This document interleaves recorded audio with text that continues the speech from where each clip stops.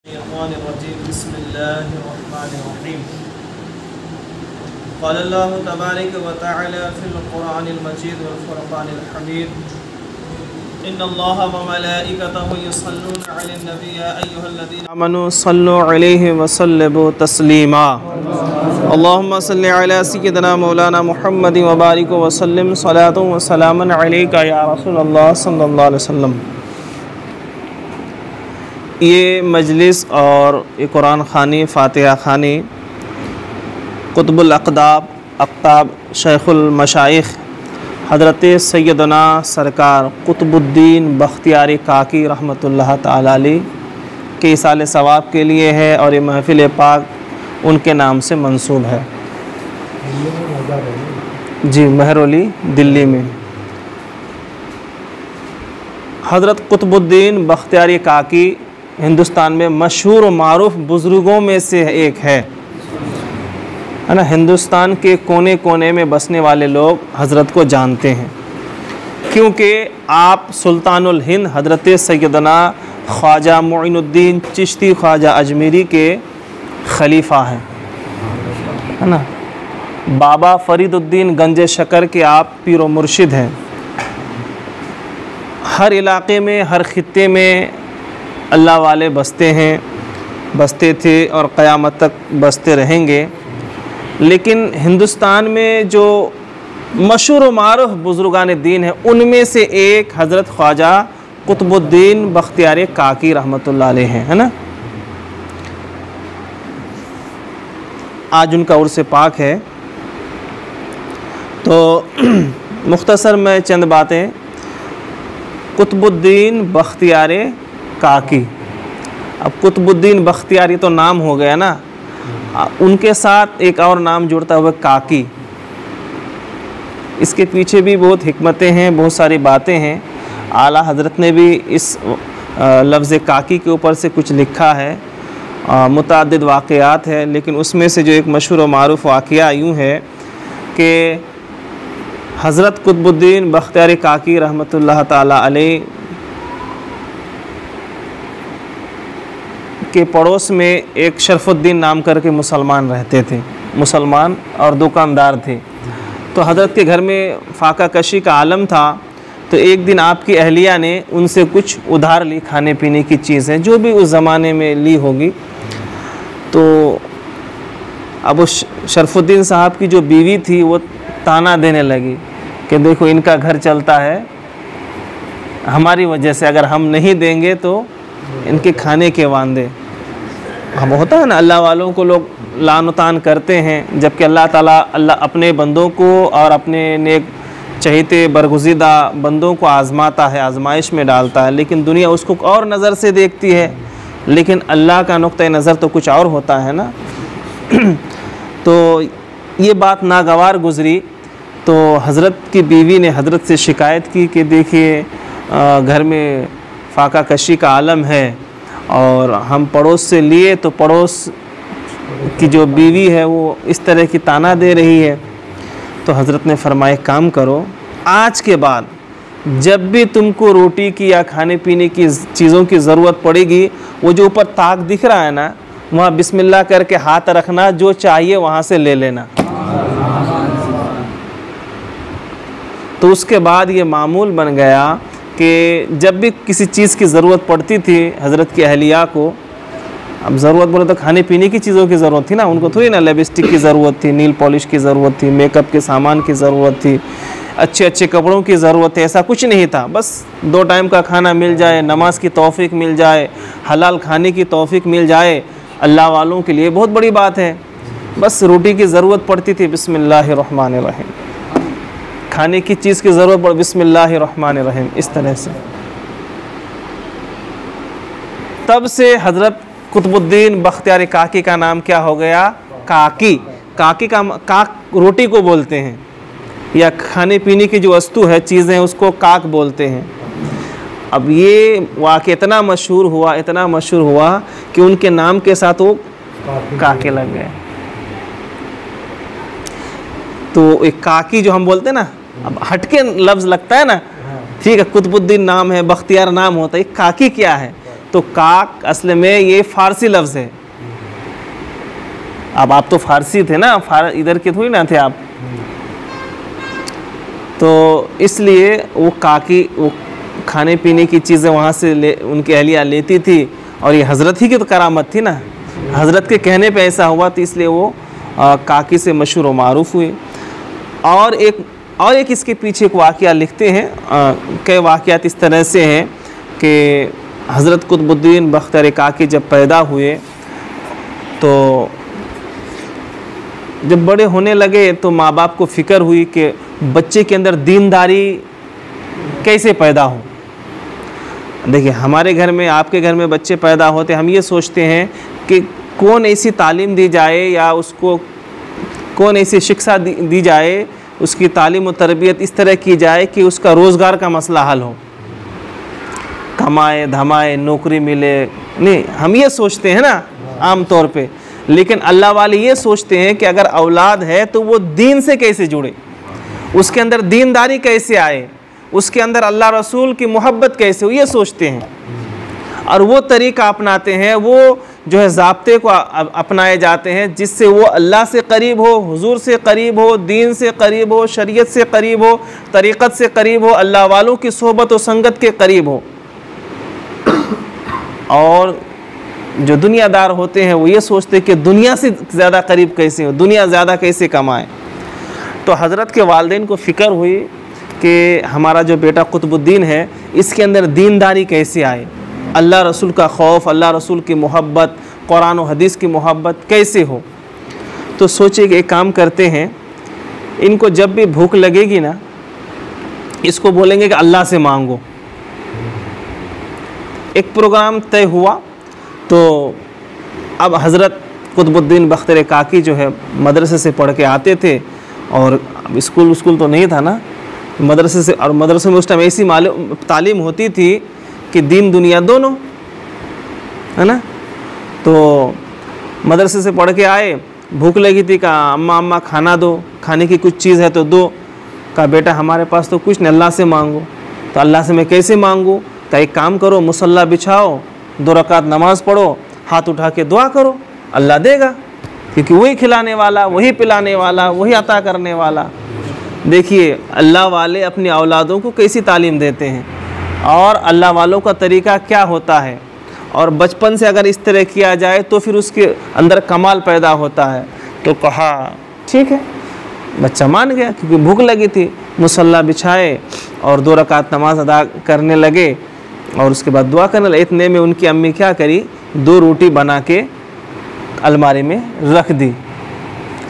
कहा बेटा नमाज हो गई? हाँ अम्मा नमाज हो गई। दुआ हो गई? अल्लाह से क्या मांगा? भूख लगी थी, रोटी मांगा। अच्छा ठीक है, तो रोटी आएंगी, फिर अल्लाह भेजेगा, अल्लाह लाएगा। तो कहा ढूंढो घर में इधर उधर कहाँ। तो बच्चा घर में ढूंढने लगा कि रोटी कहाँ है, रोटी कहाँ है। अब इधर उधर देखते देखते क्या, अलमारी में देखो। जब अलमारी जैसे खोले तो उसमें से रोटी निकल गई। काम्मा रोटी मिल गई। कहा सुभान अल्लाह, बहुत अच्छी बात है। कहा बेटा जब भी किसी चीज़ की ज़रूरत हो या भूख लगे तो रोज़ ऐसे किया करना, अल्लाह तुम्हें रोटी अता फरमाएगा, खिलाएगा, पिलाएगा, क्योंकि वही खिलाने पिलाने वाला। अभी मामला थोड़ी दिन तो चला, लेकिन हमेशा का ऐसा थोड़ा मुश्किल था। एक दिन इत्तेफाक से उनकी वालदा मोहतरमा कहीं चली गई, और वहाँ ताख़ीर हो गई, आने में लेट हो रहा है। अब माँ को फ़िक्र हुई कि आज तो मेरा बच्चा इतने बजे आएगा मदरसे से पढ़ के, और वो भूख लगी होगी, रोटी मांगेगा, नमाज़ पढ़ेगा, दुआ मांगेगा, लेकिन आज रोटी उसको नहीं मिलेगी, क्योंकि रोज़ हमारा ये तो हमारा अंदरूनी मामला था। बस भागती दौड़ती चली आ रही है, अल्लाह से दुआ करिए, रो रही है, मौला आज मेरी लाज रख लेना। सवाल तेरी इज़्ज़त का है, सवाल तेरी बारगाह में दुआओं का है, सवाल तेरी बारगाह में झुकने का है। मौला मेरे बच्चे के दिल को नहीं तोड़ना, हमारा मकसद तुझसे जोड़ना है, तेरे करीब करना है, मौला हमारी लाज रख लेना। माँ इस तरह से दुआ करती हुई तेज़ी के साथ आ रही है। आते आते ताख़ीर हो गई। आखिरकार जब माँ घर में पहुँची तो देख रही है कि हज़रत कुतुबुद्दीन बख्तियार काकी जो है सो रहे हैं। जगाया, कहा बेटा खाना? कहा अम्मा खाना मैं खा लिया है और मैं सो रहा हूँ। कहा बेटा कहाँ मिला? कहा वही जहाँ रोज़ हमको रोटी मिलती है। कि अम्मा एक बात है, आज की रोटी में मज़ा ही कुछ अलग था। आज जो मैं खाया ना, हर दिनों की रोटी से आज की रोटी लजीज, मज़ेदार, जायकादार। माँ के आंखों से आंसू कि मेरे रब ने मेरी दुआओं को कबूल कर लिया, और मेरी जो ख्वाहिश थी और मेरा जो तरीका था, इसका मतलब रब ने कबूल कर लिया है। तब से हज़रत का नाम हो गया क्या? काकी। एक वजह ये भी बयान किया गया है। ठीक है, कहने का मतलब ये, वाक़या बताने का मतलब ये है कि हमें बचपन से ही कोशिश करनी चाहिए। अच्छी सोच, अच्छा तरीका इंसान को अच्छाई की तरफ लेके जाता है। जब बच्चे बड़े हो जाते हैं और फिर शऊर आ गया, अकल आ गई, फिर उस टाइम अगर हम सुधारेंगे तो मुश्किल होता है। जब बच्चा गांजा पिएगा तब बोलेंगे कि बेटा मत पी। जब वो शराब की लत अपने आप के ऊपर लाजिम कर लेगा, लत लग जाएगी, फिर हम बोलेंगे हजरत तावीज़ दो, तब कुछ होने वाला नहीं है। उसके लिए हमें पहले से ही तरबियत और सोच और फिक्र करनी पड़ती है। आज हम हर माँ बाप अपनी औलाद से बेपनाह मोहब्बत करते हैं और ये लाजमी हिस्सा है। अल्लाह के रसूल सल्लल्लाहु अलैहि वसल्लम ने फरमाया, जो अपनी औलाद से मोहब्बत करे, और ये मोहब्बत अल्लाह उसके रसूल के लिए, दीन के लिए हो, तो औलाद की मोहब्बत इंसान को जन्नत में लेके जाती है। बहुत अच्छी बात है, लेकिन तरीका इस्लामी होनी चाहिए, जिससे अल्लाह उसका रसूल राज़ी हो और बच्चा दीन से जुड़े, शरीयत से जुड़े, अल्लाह से जुड़े। आज हमारा अलमिया क्या है? आज मैं यही बताना चाहता हूँ कि कुतुबुद्दीन बख्तर काकी को अगर हम मानते हैं तो हमें ये तालीम लेनी चाहिए कि हम बचपन से सोचें, बड़ा होने के बाद नहीं। और सबसे पहली बात तो हमारी सोच ये है कि ऐसी तालीम दो कि उसको रोज़ी रोटी का मसला हल हो, जबकि हमारा अकीदा ये है कि रोज़ी देने वाला, ठीक है, तरीका अपनाना है, सिखाना, हुनर सिखाओ, इल्म सिखाओ, तालीम दो, लेकिन बुनियाद और असल और अव्वली फ़ुर्सत में हमें दीन की तालीम होनी चाहिए ना। हम ऐसी तालीम क्यों दें जिससे चड्डी पहनना सीख ले? ऐसी तालीम मत दो कि फहाशी सीखे। ऐसी तालीम नहीं देनी है, ना ऐसी तालीम के बारे में सोचना है जहाँ पे हमारे अक़ीदे को ठेस पहुँचाई जाती हो या अल्लाह रसूल के कानून की पामाली की जाती हो। ऐसी तालीम से हमें कोई सरोकार नहीं, दूर रहनी है। ठीक है, तो हमें अपने औलाद के बारे में बचपन से ही फ़िक्र करनी है कि उसको दीनदार बनाना है, उसके अंदर दीनदारी दाखिल करनी है। और कौन ऐसा तरीका है जिसकी वजह से बच्चे के अंदर दीनदारी हो, अल्लाह रसूल का खौफ हो, बड़ों के लिए इज़्ज़त हो, छोटों के लिए प्यार हो। तो ये बहुत अहम बात है। देखिए, अल्लाह वालों का ज़िक्र हम क्यों करते हैं? आज हज़रत कुतुबुद्दीन बख्तर काकी को हम इसलिए याद कर रहे हैं ताकि अल्लाह वालों को याद करके हमें अल्लाह से करीब होने का मौका मिले।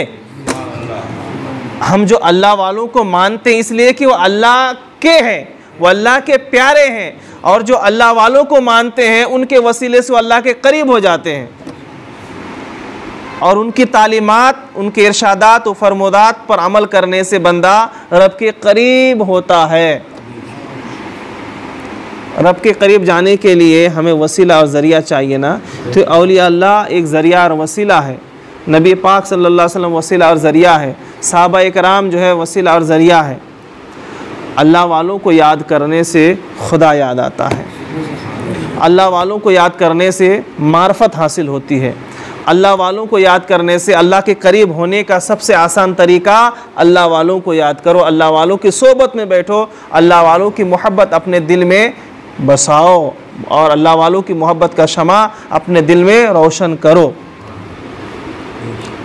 और अल्लाह वालों की जो तालीमात है ये कुरान और हदीस का खुलासा होता है, इसलिए हम अल्लाह वालों को याद करते हैं।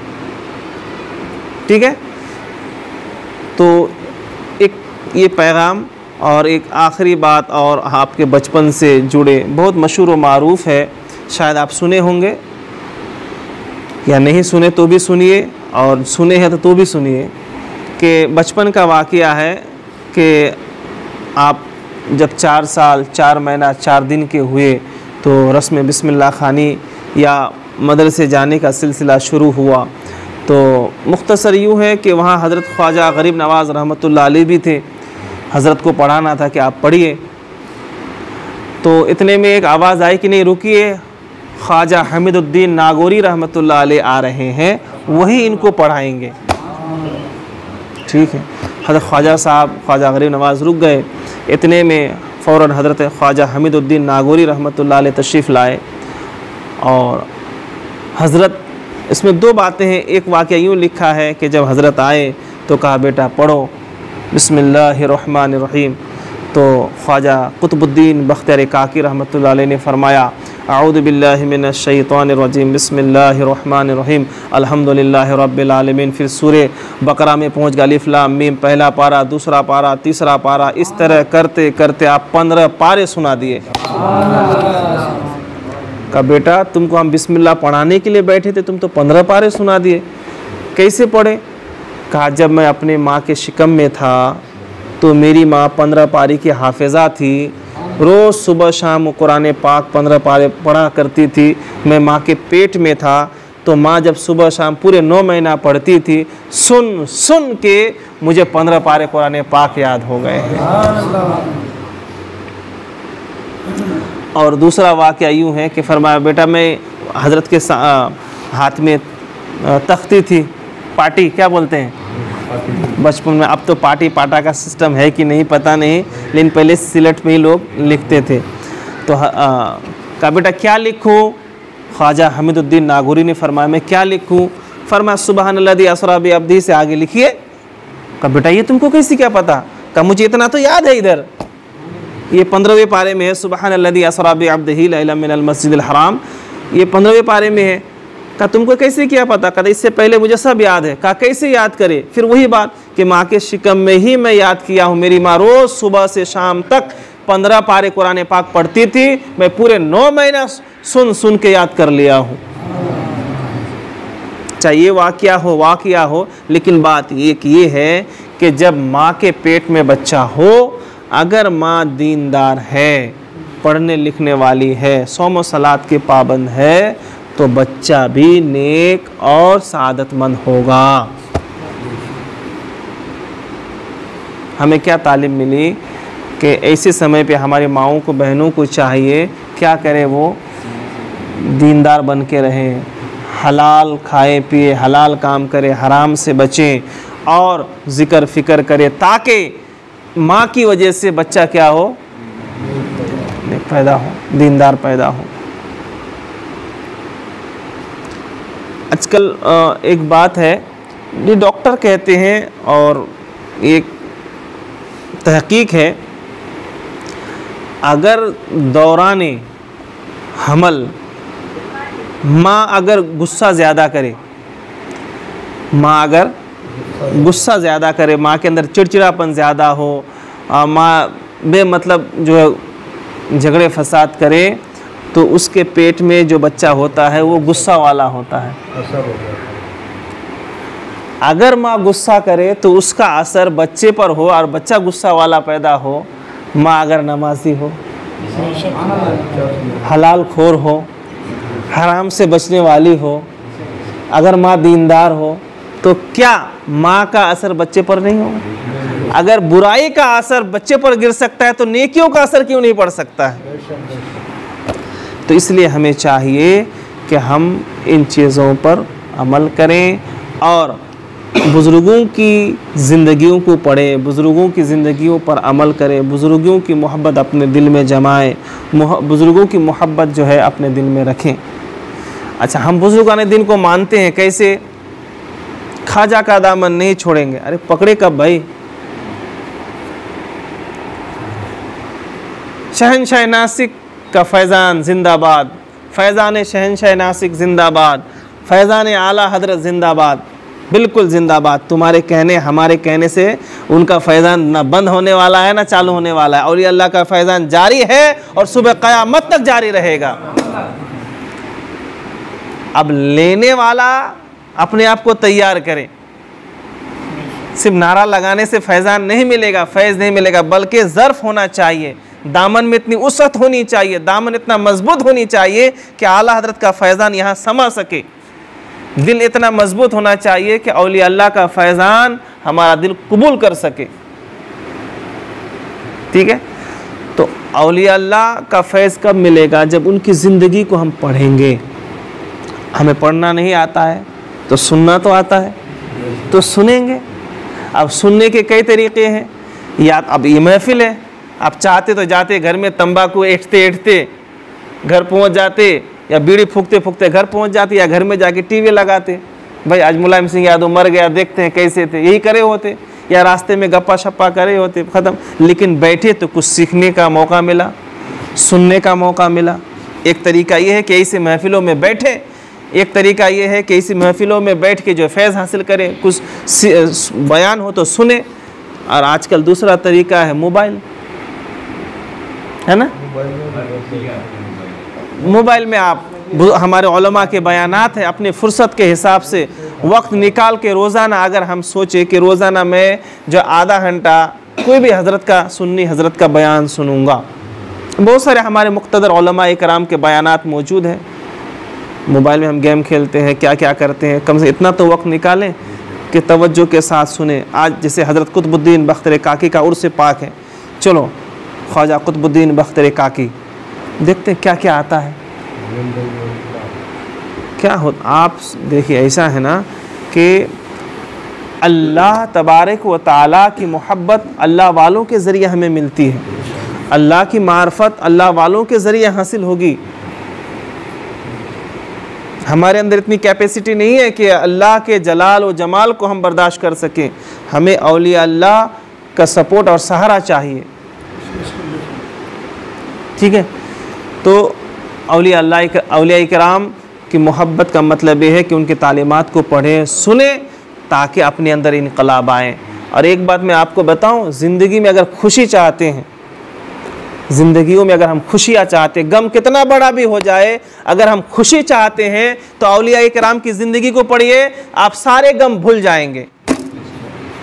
अल्लाह ने कुरान में इरशाद फरमाया, अला बिज़िक्रिल्लाह तत्मइन्नुल क़ुलूब, अल्लाह के ज़िक्र से दिल को सुकून मिलता है। मैं कहता हूँ अल्लाह का फरमान बिल्कुल सच है, और वही ये भी है कि अल्लाह के साथ अल्लाह वालों के ज़िक्र से भी दिल को सुकून मिलता है।